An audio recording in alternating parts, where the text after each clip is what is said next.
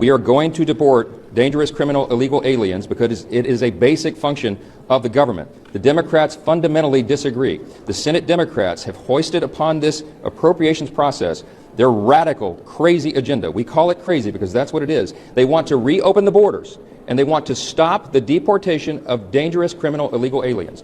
We have to do these basic functions of government. We have to fund them in order to do them. Yes. In the last several days, we have recent examples of dangerous criminals in this country killing innocent Americans. We had an 18-year-old college student in Chicago, a young lady who was shot in the back by a dangerous criminal who had been released in that sanctuary city and first released at the border under Joe Biden.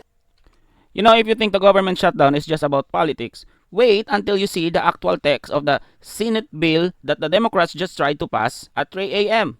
You know, Speaker Mike Johnson just held up a receipt and the numbers are alarming. You know, we're breaking down a historic moment in the U.S. House. You know, Speaker Mike Johnson has just exposed what he calls a radical agenda hidden in the latest appropriation bill. He actually read from the documents, pointing out a section that specifies the funding for ICE and border security operation shall be zero. Like, it's ridiculous. Let's watch this. They opened the border wide for 4 years. Just yesterday, or in the last 36 hours or so, an 83-year-old man's pushed onto the subway tracks and run over by a dangerous criminal illegal alien. This has to stop. The Republicans are not going to be a party to this. They have taken hostage the funding processes of government so that they can impose their radical agenda on the American people, and we can't have any part of it. Yes. This gambit that was done last night is a joke. I'm quite convinced that it can't be that every Senate Republican read the language of this bill, and I'm going to just read you one excerpt of it because it's pretty alarming, and it says everything that you need to know in Section 4. This is on page 2 of the bill. This is an actual copy of the bill. That excerpt. It says, quote, "The contents printed under the headings of this bill, U.S. Immigration and Customs Enforcement and Border Security Operations, under the heading of U.S. Customs and Border Patrol and Protection, shall have no force or effect for purposes of this Act, and amounts specified in the final bill under the subheading Border Security Operations and under the heading U.S. Customs and Border Protection and under the headings of U.S. Immigration and Customs Enforcement and the Department of Homeland Security shall be zero." Whoa. We're not doing that. Oh, and it is unconscionable to me that the Democrats would force some sort of negotiation at 3 o'clock in the morning and try to hoist this upon the American people and then get on their jets and go home for their holiday and pretend and think that we're going to go along with that.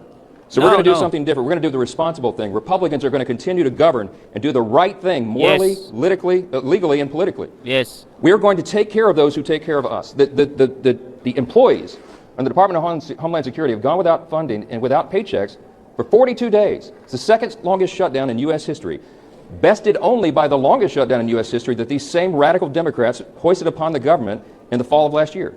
42 days they've gone without pay. We've had, by some estimates, close to 500 TSA agents who have resigned from their jobs, and who could blame them? They've gone half the fiscal year without a regular paycheck. We can't ask that of anyone. And the lines around the airlines and at the airports have been wrapped around the buildings because of all this turmoil. We are very grateful to have a strong commander-in-chief in the White House who has taken real leadership. President Trump has already ordered by executive order that TSA agents will be paid, and that machinery is in process right now. The Office of Management and Budget is working through that to make sure that that happens, and we will reduce the lines and the waits at the airlines, and we'll make sure that those who are protecting us are paid. But what we are going to present and what we're going to vote on this floor, our Rules Committee is working through this right now, we're going to put a clean, simple, continuing resolution that will go until May 22nd. It's just a number of weeks, to allow for all those who sacrificially serve the country and protect other Americans. All these agencies, 10 agencies under the Department of Homeland Security, will continue at their current funding levels to make sure that they are protected. We're going to send that over to the Senate, and we hope that they'll accept that. They can do it in record time just like that with unanimous consent. They could do that as early as Monday. In the meantime, TSA will be paid. We will have done our jobs, and we will protect the homeland, because that is the most basic responsibility of the Congress, is to protect the American people. We're not playing political games on this. We encourage some of our Democrats, hopefully we'll have some of our Democrats in the House who go along with this and stop the pain that's being forced upon these people. The reason that we can't accept this ridiculousness, is because we're not going to risk not funding the agencies that keep the American people safe. The Department of Homeland Security is the third largest department in the federal government. It has 10 agencies beneath it. It's not just TSA, it's also FEMA, the Coast Guard, all these agencies that keep us safe. We must fund them. This is not a game. Republicans will do the responsible and honorable thing, and Democrats will continue to play politics. You know, lines wrap around airports and 500 agents resigned. You know, the Department of Homeland Security is at a breaking point. But a new executive order, thanks to Trump, might be the safe net. No, the safety net the American traveler has been waiting for. The human cost of this 42 days shutdown is staggering. Speaker Johnson highlighted that the DHS employees, including the Coast Guard and FEMA, have gone half a fiscal year without a regular pay. It's crazy. However, there's a win-win.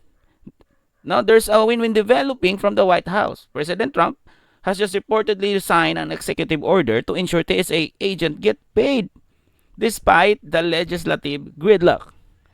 Imagine you're doing your job, making the country safe, but you're not being paid. You're making everyone safe while your family at home is hungry. Right? Now, this year, the win-win for the American people is a clean CR. That separates essential safety funding from radical policy shifts. When we use the paycheck for those who protect our subways, our airports, as hostages for a border agenda, everybody loses. The House is now moving to stabilize 10 different agencies. Will the Senate follow suit? No? Or keep the jets on a tarmac? Oh, everything is going crazy. Here in America and around the world, What do you think? What do you think with this? Let me know your thoughts in the comments. Don't forget to like and subscribe this video. I'm out. Peace.